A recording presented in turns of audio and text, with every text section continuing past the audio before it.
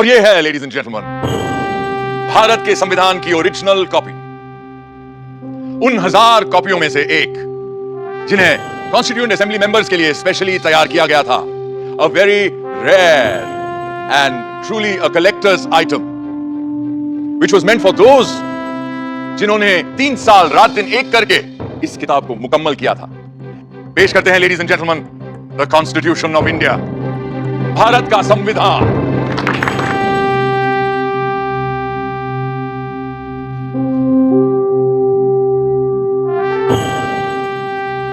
शांति निकेतन के प्रसिद्ध चित्रकार श्री नंदलाल बोस की रहनुमाई में कई कलाकारों ने भारत के इतिहास, पुराण और लोक कथाओं की छवियों से इस ग्रंथ को सजाया था और प्रेम बिहारी नारायण रायजादा जैसे खुशखत कातिबों ने इसे अपने कलम से निखारा था।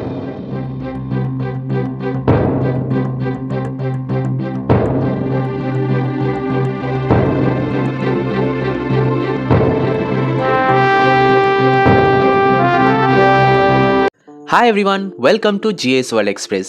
आज हम बात करेंगे हमारे देश के संविधान के सबसे इंपॉर्टेंट हिस्से के बारे में, जो है preamble of the Indian constitution, यानी संविधान का प्रस्तावना। ये प्रियम्बल सिर्फ कुछ शब्दों का जोड़ा नहीं है, बल्कि इन शब्दों के पीछे एक गहरे मायने हैं जो हमारे देश के सोल को डिफाइन करता है। तो चलिए बिना किसी देरी के समझते हैं ये प्रियम्बल क्या कहना चाहता है और इसके क्या इंपॉर्टेंस है हम सबके लिए। पहले हम प्रियम्बल को पढ़ लेते हैं, जिससे कि ब्रेकडाउन के टाइम हमको कोई तकलीफ ना हो आखिर कौन सा वर्ड्स कहां से यूज किया गया है, क्योंकि इसके एक एक वर्ड्स के काफी डीप मायने हैं। ये वीडियो हर एक इंडियन के लिए बहुत ही इंपॉर्टेंट है जो अपने देश के बारे में जानना चाहते हैं। अब से कोई पूछे कि क्या है इंडिया, आप गर्व से कह सको कि ये है हमारा India. The Constitution of India Preamble. We, the people of India, having solemnly resolved to constitute India into a sovereign, socialist, secular, democratic republic, and to secure to all its citizens justice, social, economic, and political, liberty of thought, expression, belief, faith, and worship, equality of status and of opportunity, and to promote among them all fraternity, assuring the dignity of the individual and the unity and integrity of the nation. In our Constituent Assembly, this 26th day of November 1949, do hereby adopt, enact, and give to ourselves this Constitution. सबसे पहले हम समझते हैं कि preamble होता क्या है। Preamble को आप संविधान का मुख्य दरवाजा समझ सकते हैं, जो पूरे संविधान का पर्पस और ऑब्जेक्टिव बताता है। इसमें लिखा होता है कि संविधान बनाने का मकसद क्या था और हम किस तरह का देश बनाना चाहते हैं।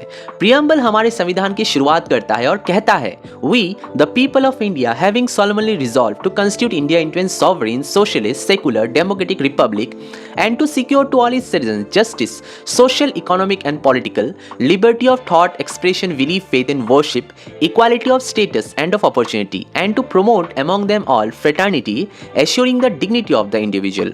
इन कुछ लाइंस में ही पूरे देश के भावनाओं को समेट लिया गया है। ये प्रियम्बल बताता है कि ये संविधान हमने मतलब इंडिया के लोगों ने मिलकर बनाया है और इसे बनाने का मकसद क्या था। प्रियम्बल में कुछ इंपॉर्टेंट शब्द दिए गए हैं जो इंडिया के कोर वैल्यूज को डिफाइन करता है। चलिए इनका एक एक करके मतलब समझते हैं।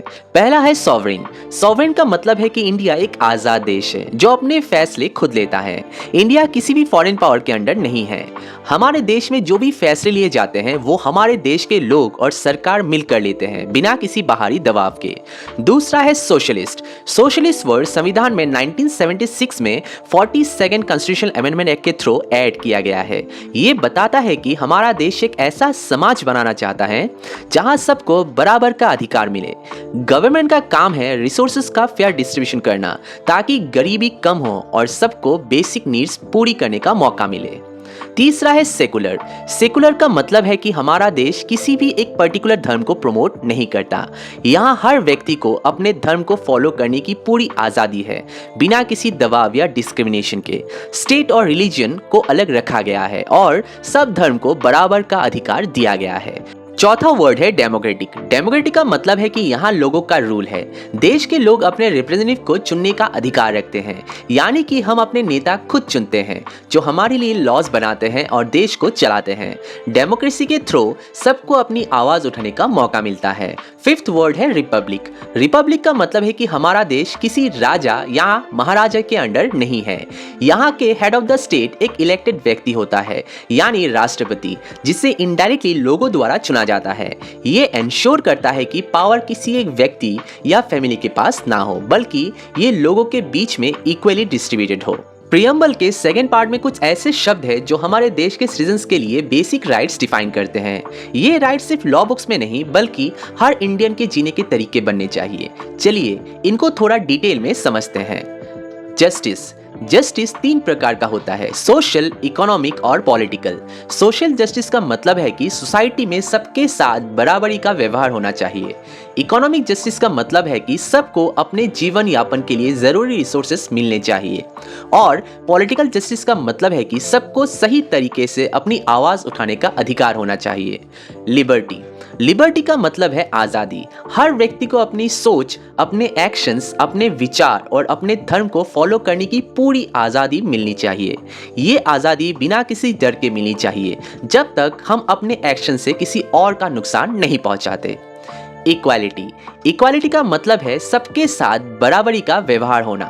ये इक्वालिटी सोशल, इकोनॉमिक और पॉलिटिकल हर फील्ड में होनी चाहिए। ना किसी समाज में स्टेटस कम होना चाहिए, ना किसी के पास कम मौका होना चाहिए सिर्फ इसलिए कि वो किसी पर्टिकुलर कास्ट, क्रीड या रिलीजन से बिलोंग करते हैं। फ्रेटर्निटी। फ्रेटर्निटी का मतलब है भाईचारा। इसका पर्पस है कि देश के हर सिटीजन्स के बीच में एक एकता और प्यार बना रहे। फ्रेटर्निटी से हम एक यूनाइटेड और स्ट्रॉन्ग देश बना सकते हैं जहां सब एक दूसरे का सम्मान करें और एक दूसरे के साथ मिलकर आगे बढ़े। और एंड में कहा गया है कि हमारे द्वारा बनाए गए कॉन्स्टिट्यूएंट असेंबली ने 26 नवंबर 1949 को कॉन्स्टिट्यूशन को अपनाया, उसे अधिनियमित किया और हमने खुद को ये कॉन्स्टिट्यूशन गिफ्ट किया। डैट मीन्स संविधान को हमारे द्वारा ही बनाया गया और हमने हमारे लिए ही इसे लागू किया। हमारे देश के हर एक इंसान अगर वो इस वक्त भी जन्मा है उसके ऊपर भी ये संविधान लागू होता है। उसका भी उतना ही हक बनता है जितना हमारे देश के हर एक इंसान का है। कॉन्स्टिट्यूशन के इन सारे वर्ड्स और इनसे जुड़े हर एक पहलू को एक एक करके हम फ्यूचर के वीडियोस में डिस्कस करेंगे। तो चलिए अब हम जानते हैं प्रियम्बल के लीगल वैल्यूज क्या है और उसके ऑब्जेक्टिव्स और विजन्स क्या है। अब सवाल ये उठता है कि प्रियम्बल का कोई लीगल वैल्यू है, यानी क्या उसे कोर्ट में यूज किया जा सकता है? इसका जवाब है कि डायरेक्टली नहीं, लेकिन इनडायरेक्टली हाँ। सुप्रीम कोर्ट ने कहा है कि प्रियम्बल संविधान का इंटीग्रल पार्ट है, लेकिन ये किसी भी लॉ को डायरेक्टली चैलेंज करने के लिए यूज नहीं किया जा सकता। लेकिन अगर किसी लॉ का इंटरप्रिटेशन अनक्लियर हो तो प्रियम्बल के हेल्प से उस लॉ का करेक्ट मीनिंग समझाने में मदद मिलती है। प्रियम्बल का मेन ऑब्जेक्टिव है कि ये हमें क्लियर विजन दे कि हम अपने देश को किस दिशा में ले जाना चाहते हैं। इसका पर्पस है कि एक ऐसा समाज बनाना जहां सबको न्याय मिले, सबके पास आजादी हो, सब बराबर हो और सबके बीच में भाईचारा बना रहे। ये हमारे देश के लोगों को एक डायरेक्शन देता है और बताता है कि हम अपने देश के लिए क्या एस्पायर करते हैं। ये हमें याद दिलाता है कि हम सब एक है और हमें मिलकर एक ऐसा इंडिया का निर्माण करना है जहां सबको अपना हक मिले और कोई भी पीछे ना छूटे।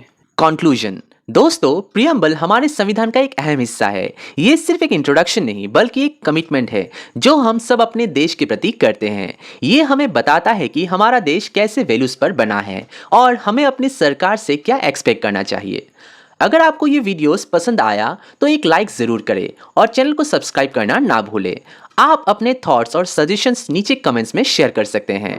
हम ऐसे ही इंफॉर्मेटिव टॉपिक्स लेकर आते रहेंगे, तो जुड़े रहिए हमारे साथ। मिलते हैं अगले वीडियो में, तब तक के लिए स्टे हंग्री, स्टे फुलिश। जय हिंद।